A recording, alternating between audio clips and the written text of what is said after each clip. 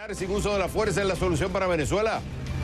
Lo discutimos. Y para eso me voy con Juan Carlos Hidalgo, analista sobre América Latina del Instituto Cato desde Washington. Juan Carlos, un gusto tenerte en el programa. Mira, le escribió Lionel Benner, interesantísimo, porque él dice, tú tienes dos formas de usar la fuerza. O usas la fuerza masiva, digamos, la fuerza donde envías militares, donde enfocas al enemigo, el objetivo y el punto final es destruirlo usando bombardeo, usando balas, lo que fuera. Y él dice, está la forma no cinética, que es utilizar el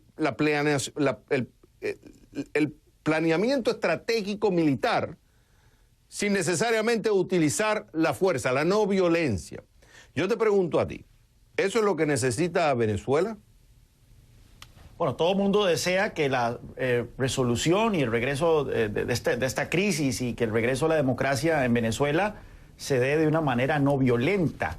Lamentablemente tenemos a un régimen aferrado al poder que ha dejado muy claro que no va a escatimar medios para permanecer en el poder. Y bueno, vemos que no solo recurren a una represión brutal por parte de las fuerzas del orden, entre comillas, como la Guardia Nacional y otros, los servicios de inteligencia y demás, sino que también recurren a otros cuerpos paralelos, como los colectivos, para reprimir a la gente que sale a protestar a las calles. Yo leí el artículo y la verdad es que no logré entender exactamente qué es la propuesta que el autor, el profesor de West Point hace.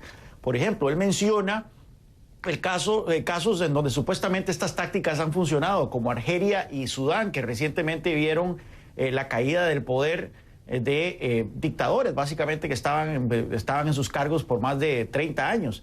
Sin embargo, lo que ocurrió en esos países fue un golpe de Estado, donde el ejército simplemente le retiró el apoyo a el líder de turno, y todavía no queda claro si va a ser sustituido por otro dictador o por una junta o demás. Eso en Venezuela no es el caso. Hay muchas diferencias entre el ejemplo venezolano y los ejemplos de Sudán y Argelia que hacen que este tipo de apoyos no hostiles, si se puede, intervenciones militares no hostiles, no tengan mayor asidero en Venezuela.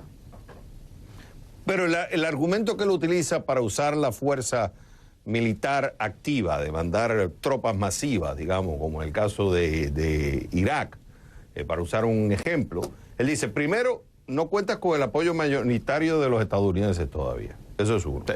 Segundo, las políticas necesarias de, como le llaman en inglés, ir grande o irte a casa, go big o go home, que ha sido una estrategia militar de los Estados Unidos por mucho tiempo, no necesariamente vaya a funcionar en este caso.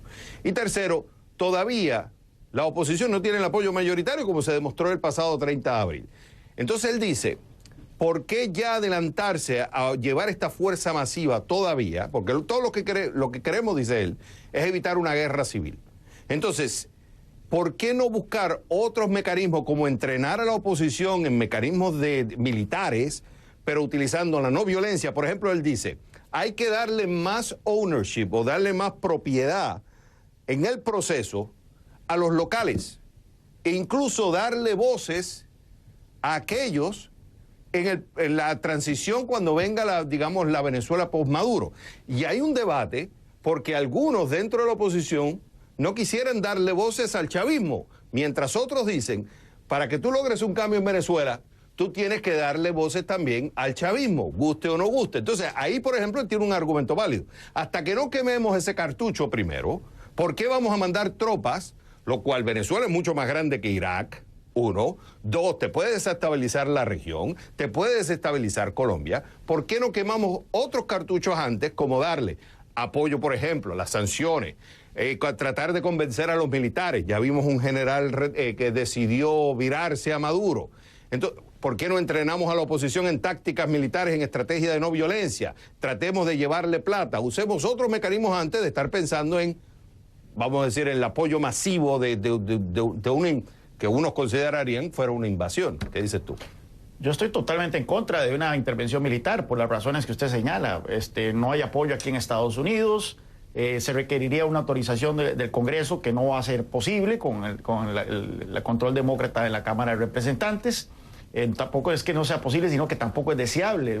Se necesitaría una transferencia de tropas, de por lo menos 100.000 tropas a Venezuela, un país que es doble del tamaño de Irak, como usted señala. En fin, no es una solución que debería contemplarse. Ahora bien, por supuesto, yo estoy a favor de cualquier otra solución que no implique una intervención militar. Sin embargo, estas propuestas que hace el autor de West Point como que no tienen mayor asidero. ¿A dónde ocurrirían esos entrenamientos de la oposición y a quiénes exactamente se les entrenaría?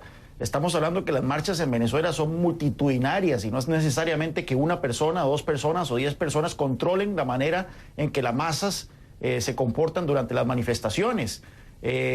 En fin, como que dejan muchos elementos en el aire y no toman en cuenta la naturaleza narcocriminal de esta dictadura. Usted mencionaba que un general le retiró su apoyo a Maduro y se lo dio a Guaidó. Bueno, pero es uno de 2.000 generales que existen en las Fuerzas Armadas venezolanas, que sabemos que están ampliamente infiltradas y controladas por los servicios de inteligencia cubanos, y eso no se menciona en ninguna parte en el artículo, cómo contrarrestar el rol de Cuba a la hora de infiltrar y hacer espionaje a las Fuerzas Armadas venezolanas para evitar que haya deserciones, para evitar que salgan elementos a retirar el apoyo a Maduro, y por lo tanto hace que todo sea todavía mucho más complicado.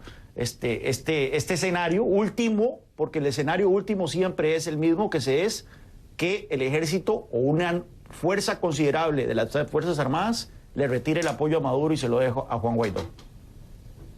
Y fíjate que incluso en la oposición, me quedan 30 segundos, con esto cierro, pero que incluso en la misma oposición todavía hay un cuestionamiento sin llamar a la intervención militar. María Corina Machado ha dicho que la intervención militar es la única salida. Tienes a Antonio Ledesma, otro de los líderes de la oposición, dice: hay que llamar a una intervención militar humanitaria, artículo 187. Recientemente Juan Guaidó fue entrevistado por Fernando Rincón en Conclusiones. ¿Qué dijo? Cuando él le hizo la pregunta, ¿vas a llamar al artículo 187? Dice Guaidó: si Maduro cierra todas las opciones, entonces sería evaluado. Fíjate, sería evaluado si se cierran todas las opciones. Hay mucho camino por delante. Y por eso el artículo de él dice: no lleguemos al extremo de usar la fuerza física si todavía hay muchos caminos que quemar. Él es Juan Carlos Hidalgo, analista sobre América Latina del Instituto Cato, desde Washington. Como siempre, Juan Carlos, es un gusto.